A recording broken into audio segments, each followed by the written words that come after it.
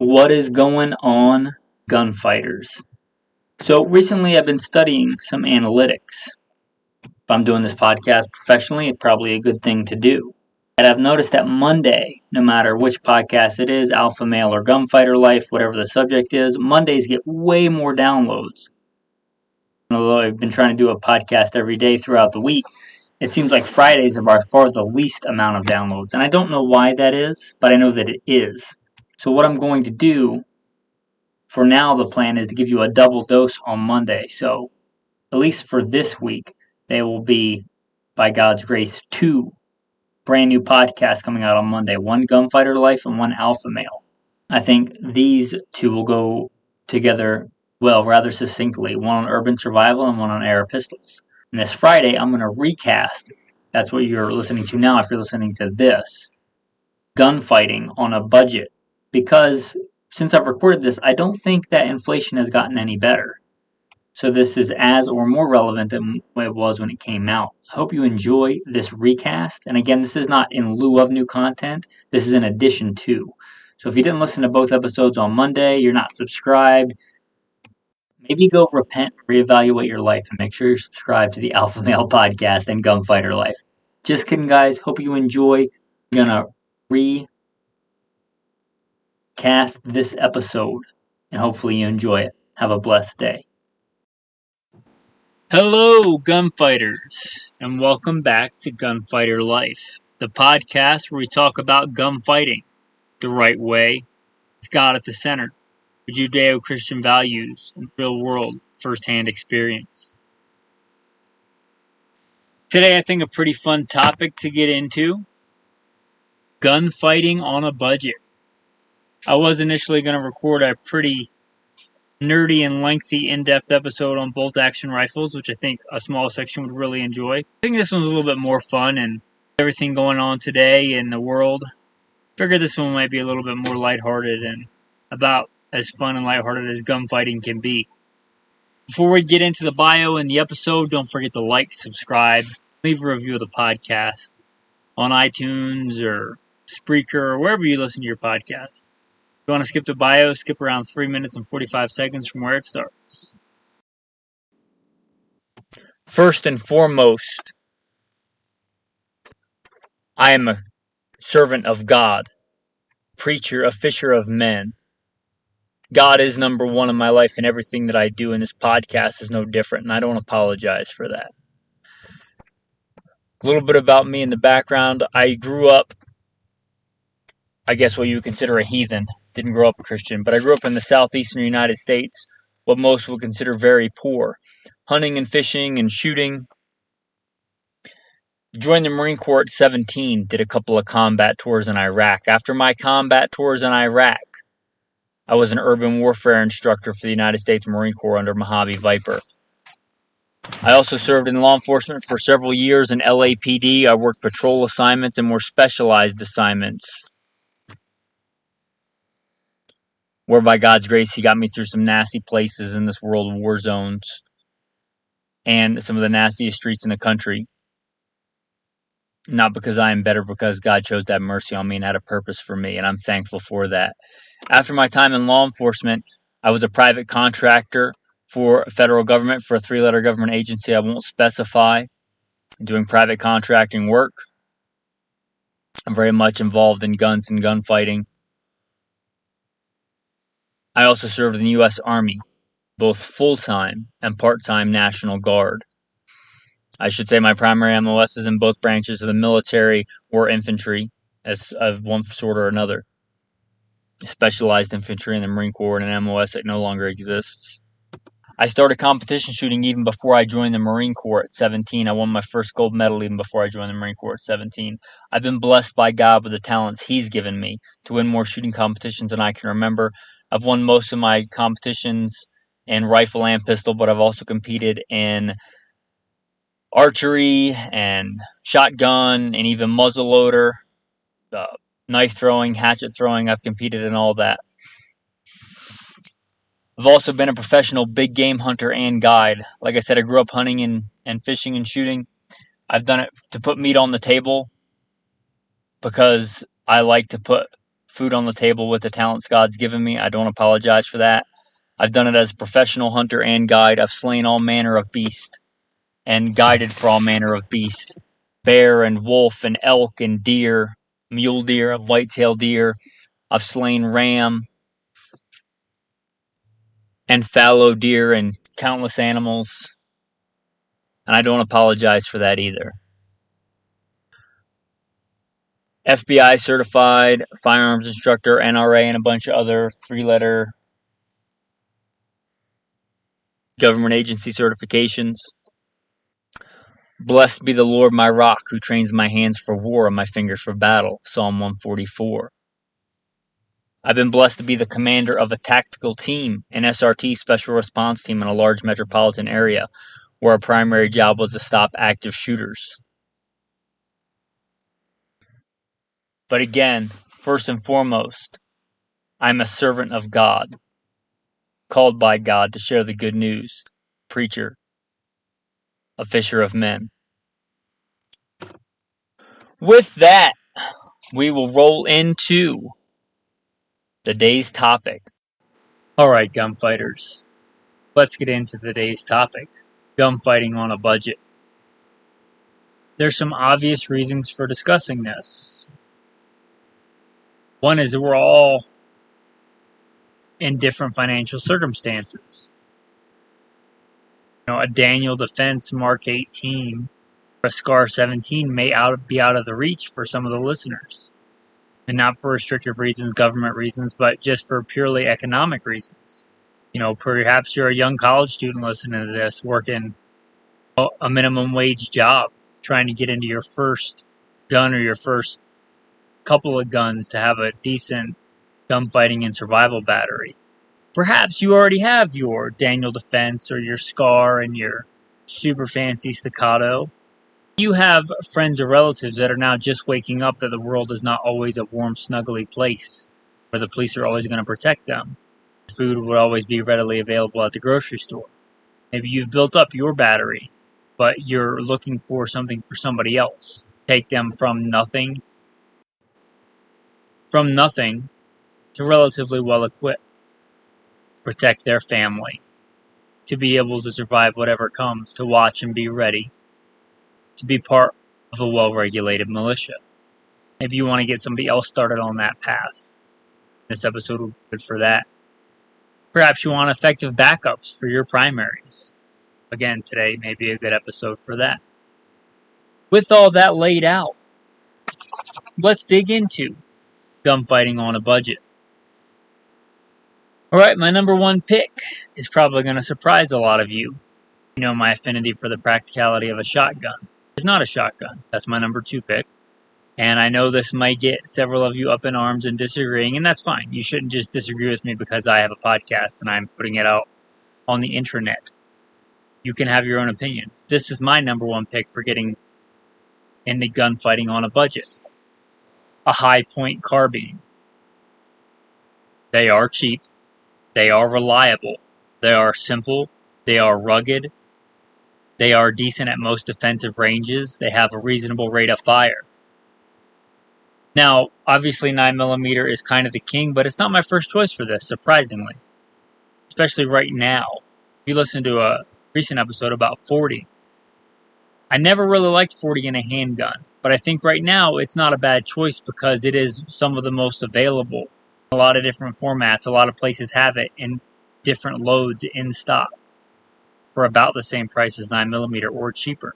Something cool happens when you put it into a rifle length, a carbine length gun. You get 10mm ballistics out of a 40 Smith & Wesson because you burn more of that powder in a longer barrel. You basically, by putting it into a rifle, turn a 40 Smith & Wesson into a 10mm. And anybody that knows the 10mm and knows hunting or handgun hunting knows that the 10mm is a formidable round for anything from bear defense to hunting. It's fantastic for that. And you're getting that in a rifle, in a carbine, especially for a new shooter, is going to be far better for them than a pistol, because pistols are the hardest guns to master and be effective with. Now, 10mm and even 40s can be quite recoil heavy in a handgun. In my experience, even worse than a 45. They tend to be snappier, and I don't like that. But in a carbine, not a big issue. That gun weighs far more, plus you have far more of your body in contact with it. So recoil really isn't an issue in a 40 caliber in a high-point carbine.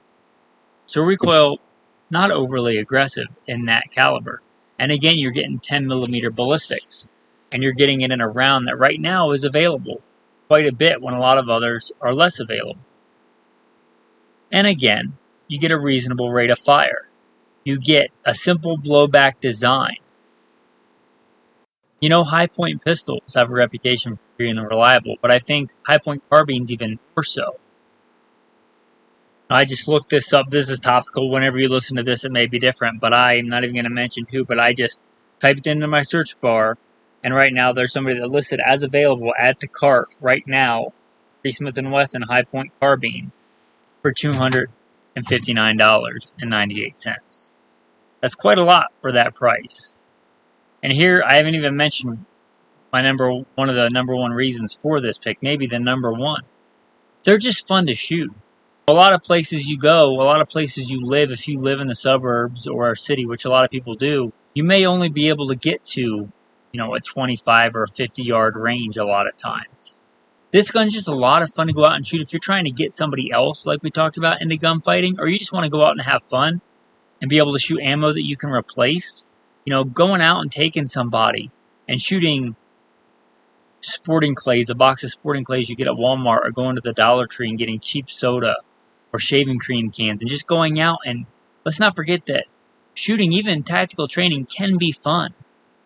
This gun's a lot of fun for $250 bucks. And easy to introduce new shooters to. Maybe you have that Daniel Defense, or, what would Stoner do carbine, or whatever your fighting rifle of choice is. Maybe you want something to throw in your wife's trunk, just in case you guys are on a trip and you want something back there. You're not going to worry about it getting beat around. You get that high-point carbine, whether in 9 or Smith & Wesson or 45, whatever.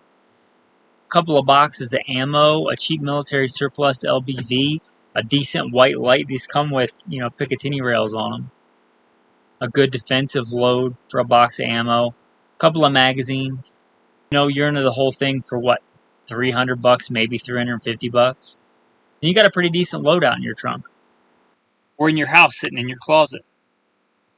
FMJ rounds in that are not a horrible choice for smaller game. And again, the 10mm ballistics you get with the 40 are not bad for medium-sized game, deer and such, if you have the right bullet construction. All that for that price, that's hard to beat. I had to think long and hard about that. That's my number one pick. And again, if you disagree, write me, leave me a comment. GoodShepherdTraining.com, let me know what your pick is. My next pick, the powerful, the versatile, I think the best all-around apocalypse gun, as I've stated before, the shotgun, 12-gauge, Maverick 88. If you don't know the Maverick 88, it's kind of the budget version of the Mossberg 500, a very proven design, a very robust design. And I haven't heard anybody badmouth the Maverick 88. In fact, I have recent experience with the new Remington 870s, and it kind of sucks. Thing doesn't work with field loads, doesn't work with slugs, jams. You'd think a pump shotgun pretty reliable. At 870, not reliable at all. Brand new. Bought it brand new a couple weeks ago. Doesn't run. The Maverick 88, never heard of one of those having issues. I'm sure one or two have issues. Anything mass production, they may have issues. I haven't heard of any from the Maverick 88. Again, it's a Mossberg 500 design. A lot of the accessories will or may fit for the Maverick 88. And, the 12 gauge, it does things that the other 12 gauges do. It's probably 80% as good as my Benelli M2 is. It costs maybe 10 times as much for most things. Is the Benelli M2 faster? Yes. Does it have a really nice chrome line barrel? Is it super accurate? Yes. For most things in field conditions, it'll do pretty much everything that gun will do. And it'll do it for, I just looked it up, topical. It's within about a penny of the high-point 40 caliber carbine. $259.99. I just looked it up. Listed as available but in store only. But that's a I don't know when you're listening to this and what inflation's going to do, but man, for the cost of stuff right now, that's like a tank of gas and a couple of steaks maybe. Yeah, maybe more than a couple of steaks. But you get my drift. It's not a lot of money. And you get a formidable weapon that can take anything from a mourning dove to a grizzly bear. It's certainly good at home defense. In fact, it's what most police officers carry in a side saddle in their patrol vehicle. Get the Maverick 88, get it in a more field hunting configuration, you can get it in a more home defense configuration. Well, that's a lot of firepower. Let's just say the standard configuration, 5 rounds of double-aught buck, 9 pellets times 5 of double-aught buck, perhaps the most formidable close-range, one-shot stop weapon you can have for $259. You get that, you get a cheap bandolier to hold your rounds in, you get a side saddle that I just bought a few for like $3 and something, Amazon Prime. You get, let's say, a case of birdshot to hunt and shoot and practice with, which is 100 rounds for, $20 or $30. I'm not going to look that up, but if they're available for $20 or $30, a couple of boxes of buckshot, one to pattern, one to keep, a couple of boxes of slugs to, figure out your point of aim, point of impact, maybe some number 6 shot, and you have a pretty formidable defense and hunting all-around weapon with slugs, if you know what you're doing, good out to 100 yards, that can pretty much hunt anything in the world for $250-something. Again, if you do that whole loadout that I just talked about, maybe $350, maybe under that. Again, somebody that needs they're just waking up to, hey, I might need to protect myself. Or, hey, some woman that just got a restraining order that you care about that needs to protect herself, her home, her family. Taking her out to the range in an afternoon and giving her safety and instruction on 12-gauge shotgun, a 20-gauge would be just as good as well. But having her run a couple of rounds to it, showing her how it works. Or, again, just for you to have a backup gun in your spouse's vehicle or in a closet. If you already own an AR and you're looking at a second AR, I would say stop and look at a 12-gauge shotgun if you don't already have one. I don't care how nice that AR-15 is. I don't care how nice the 77 grain match ammo is. I don't care how cool it looks on Instagram. It's not much good for hunting doves. It's not much good for putting meat on the table or for even fishing with. Yes, you can fish with a shotgun. You've heard my background. I can count on both hands the number of gunfights I've been in my life and have fingers left over. I can't recall the amount of times I've had to eat in my life. A shotgun is better for putting food on the table than pretty much any other weapon. The Maverick 88 would be my top choice. I know it has a good reputation. It's been around a long time. My second top choice in the shotgun realm is going to be the G-Force. G-Forces, it's a newer brand. They're made in Turkey. And I kind of hate to say this, but I wish that I had gotten one of those instead of the Remington 870 that I just bought. I got the 870 because I used to be a cop. LAPD, we ran the 870s. Those old police magnums were phenomenally fantastic and robust and reliable. This new 870 that I got, it ain't reliable at all. I thought it was just the high-pressure slugs were getting jammed in the barrel. But even birdshot last time I went out hunting with the dog were getting caught in the barrel. Like, I have the mortar sometimes, bang it on the ground to get it open. I've not heard any complaints about the G-Force arms. They come with a chrome-lined barrel, which I assumed the rough chamber in the 870s was giving me the issues. The G-Force makes a lot of different models, from the more practical to the more tactical. Those would be my second choice. My third choice, Hatfield. You can get these at Walmart for $100, I think. Last I got one as a loaner to loan out to people or to keep my wife's trunk. I think for under $120 with tax and everything from Walmart. You make them in 12 gauge, you make them in 20 gauge. I think they make them in 410. The reason it's a third pick because it's a single shot, so you give up that reasonable rate of fire. But a 12 gauge single shot with double-aught buck is a whole lot better than nothing. And it's a fine hunting implement. I grew up hunting with single shot shotgun. Put meat on the table with it.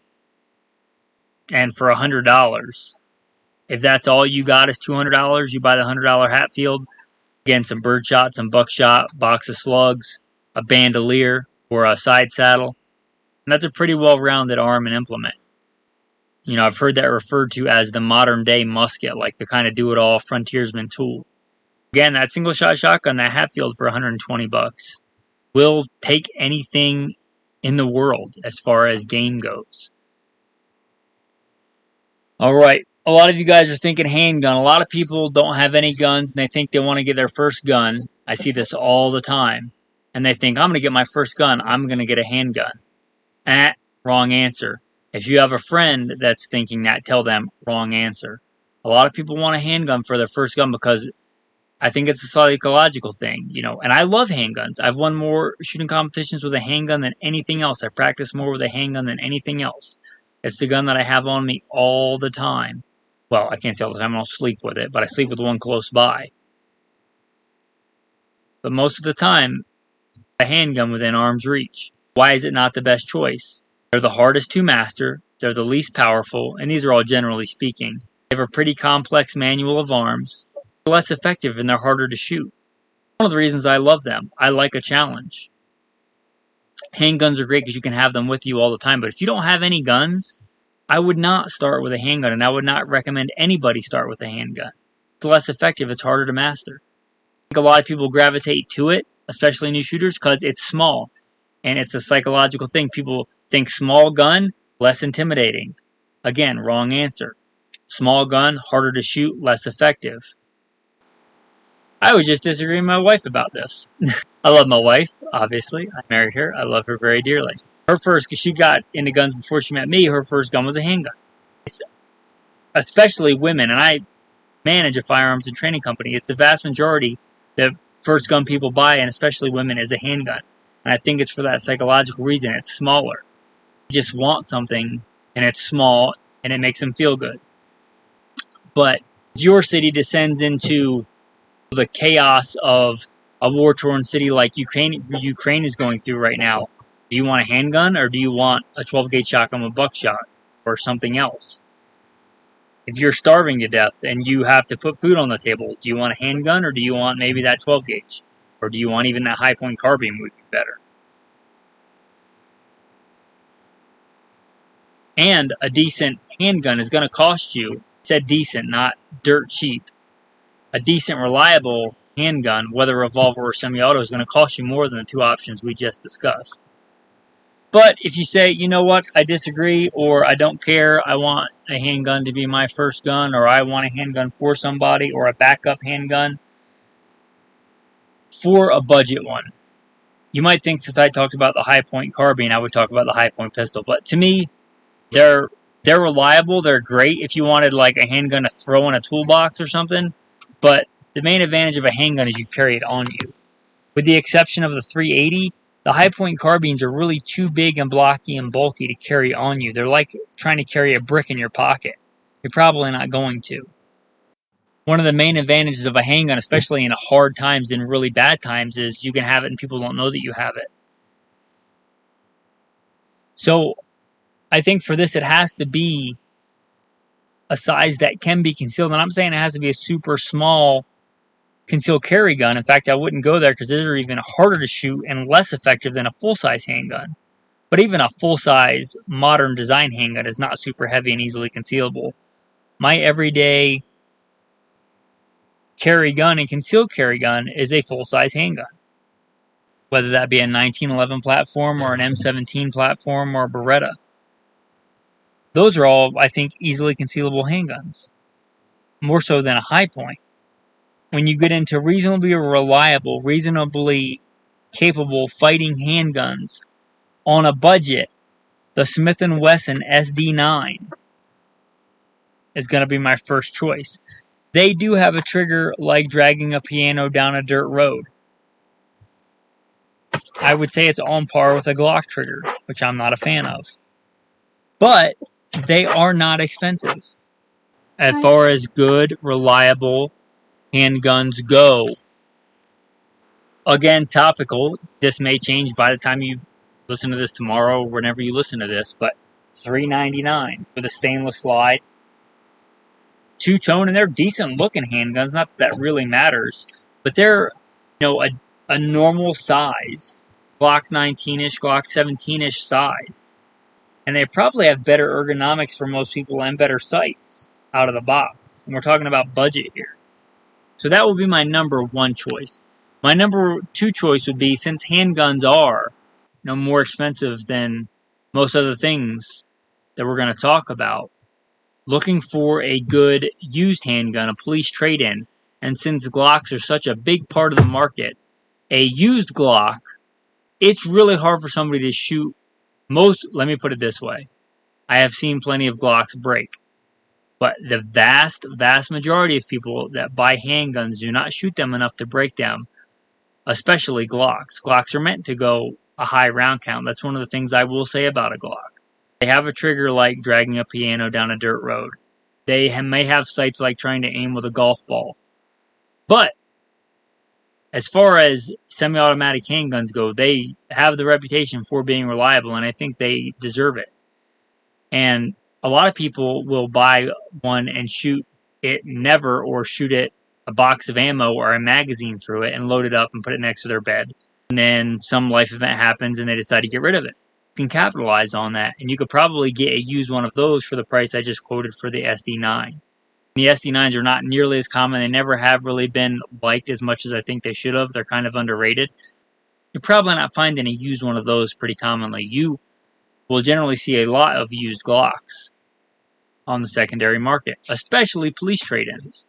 And those can be a decent buy because they're so ubiquitous. If you do get one used and you want to, you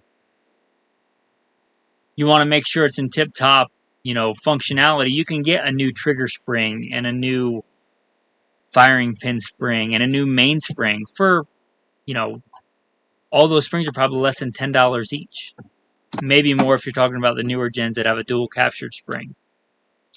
My third choice for this, if all you're going to have is a handgun, you're already kind of at a disadvantage as far as effectiveness and shootability. Going to a smaller handgun is going to just exacerbate that. But if you wanted a small concealable handgun, or somebody wanted a smaller handgun, and this is a great handgun for its size and weight restriction, is the Kel-Tec Pf9. It's been copied by Ruger and some others because it has such a great design. It has a long trigger and a heavy trigger, but for defense it's fine, and it has a pretty smooth trigger actually. The Kel-Tec Pf9. Again, topical, I'm looking up right now, they have a gray and black one listed for $279, brand new. For whatever reason, if you have somebody that's, intimidated by guns, and even though it's going to be more punishing and harder to shoot, they want a small handgun. The Kel-Tec Pf9, they are reliable, they are good, they are American made. And again, I just looked them up and they show them listed for $279 and some change. Again, it's a compact handgun, it's easy to carry. So maybe if you wanted a backup handgun or something like that, not a bad choice. I will end on the 22. I love the 22. I do a lot of my practicing with a 22. You may not think that with my background, but I've talked about it before. The 22 is great for practicing the fundamentals. And I don't care how good or how tactical or whatever a shooter you are, you become a master by mastering the fundamentals. 22 is great for that. 22 is also a great small game round, and a lot of people think it's like the optimal times get tough, dirty fan kind of tool. I don't, but I think it's a good choice. Not the best choice, but a good choice. The issue is that, when I was too young to buy a gun and have my mom go to Walmart and buy my first Ruger 1022, they were $100 and some for the stainless version. They're not that cheap anymore. They're not overly expensive. Again, if you're talking about somebody that doesn't have anything and you want to equip them, I think they're probably more than a high point carbine and a center fire pistol round. If you wanted to go that route, I wouldn't tell you were wrong. 1022 is an awesome gun.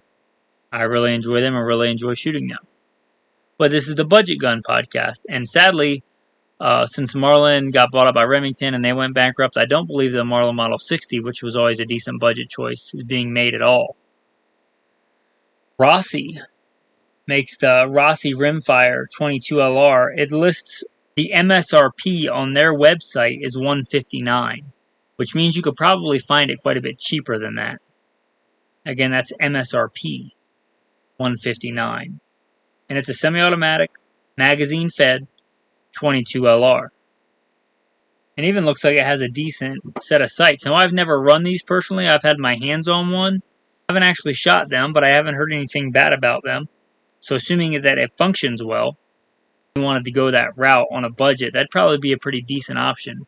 Because this is gunfighter life, and if you ever did have to use a 22 for defense, it would work. I think you would want a reasonable rate of fire, so semi-auto is probably your way to go on that.